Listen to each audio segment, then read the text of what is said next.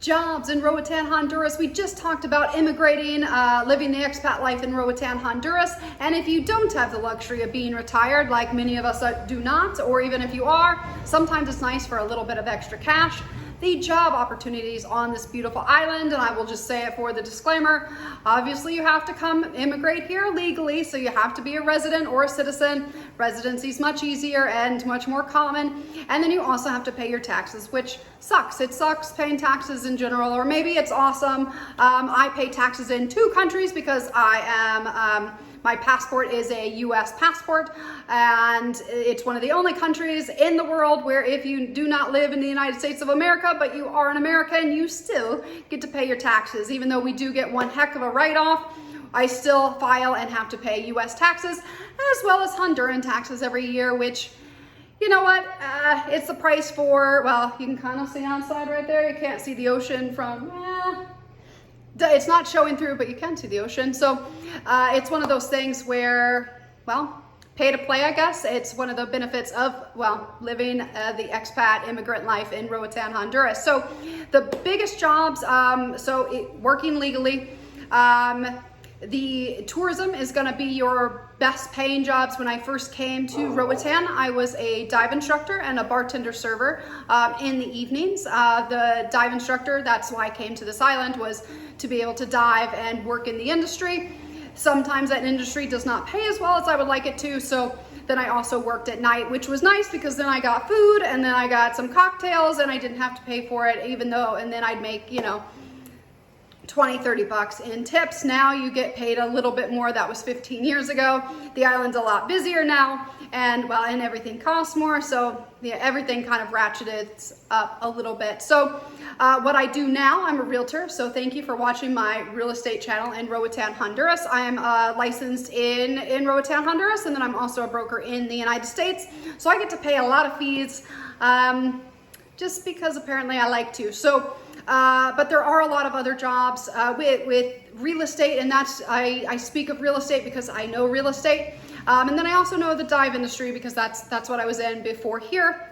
The real estate industry is much better or easier on me that I have 2 children. They are 6 and 8. And I actually I pulled out of the dive industry when I started having children. It made it a little bit difficult, and you can't do your job during some of those periods. So real estate has, well, anyway, I love being a realtor on this island, and anything in real estate is also very, very good in creating a lot of opportunities. So if you know how to develop land, know how to buy land, and I mean doing it respectfully, obviously respecting the island. I don't mean anything other than that, of utmost respect and kindness to this beautiful island. If you are a tradesperson, like you're a carpenter, you're an electrician, you're a plumber, you're any of those, high in demand. Or if you can do something that takes a lot of skill, like this is, these are Honduran white mahogany cabinets. To find someone that has this kind of skill, absolutely love this guy that did this. He's even done my furniture. He's done my doors. He did my floorboards. And that's, anyway, he's wonderful. So if you have a skill like that, it is high and in demand because new construction is kind of going crazy right now. So there's a lot of new construction.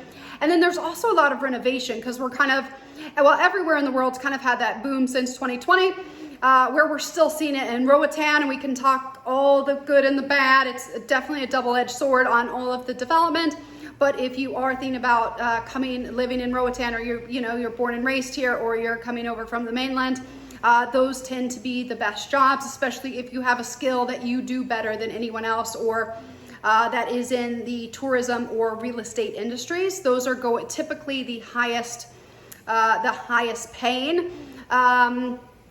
Stereotypically speaking, the English-speaking jobs are the best. Duolingo will also help you significantly with English and Spanish. And then if you have the trilingual with French or Italian, also very, very big on the island. That will help you and have you get the better jobs. And if you are retired or semi-retired, those vocational, artisanal items are a lot of fun. I know a friend of mine makes rum. It's delightful. He makes bacon, like, you know, some people do like crafts. They do crochet or they do glass painting. They do, you know, odds and ends, woodworking. They make cutting boards, things of that nature that also, you know, it doesn't bring in a ton of money, but it's enough to where you can live comfortably on this island when you are collecting your Social Security or something of that nature. That's just, I'm an American, so I'm gonna speak from that standpoint, even though I never expect to get it, but that's a whole nother political thing. So my passive income comes from real estate, which is, been wonderful, and how I can live here and be present in my children's lives. So that's, you know, those are always good things. What we don't really have in Roatan is we don't have corporate jobs. You can work for a big hotel. Obviously, legal status, if you're a Honduran citizen, you are going to have an advantage, as is, you know, which makes sense. We have digital nomads. So a lot of people, even if they work in the dive industry, we've got a lot of digital nomad jobs. We have a lot of social media managers down here that I don't know how to do half of those things, but they do kind of offset their costs. I wouldn't say you make a ton of money, but you do get to live your lifestyle here. And you can also charge very competitive rates because you're living in Honduras versus, well, wherever you're coming from. That tends to be the biggest pulls, is just, you know, just like my channel tends to attract more Americans than anything else, being in Honduras. And that's just, you know, I'm speaking to an audience that I know, just kind of similar with the digital nomad, but you can be a little bit more competitively priced. So a lot of people do that. I will say you have to pay taxes, and I won't say it again, but there's a lot of things going on. And so you have to be legally allowed to work here. You have to legally be allowed to live here, all of the things.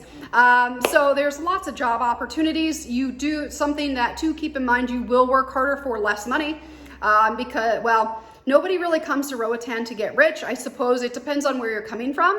If Roatan does have a much greater salary than mainland Honduras or mainland Central America, some areas, because just like any Caribbean island, the pay is more, the cost of living is even higher than that. So the ratio is not always equal, but there are lots of opportunities. It's just, a lot of people, you're paying for this lifestyle. And so you do have to work harder, longer hours for less money. And then the trade-off is you get to look at the ocean and, well, live on a Caribbean island. So if you ever have any questions, my door is always open.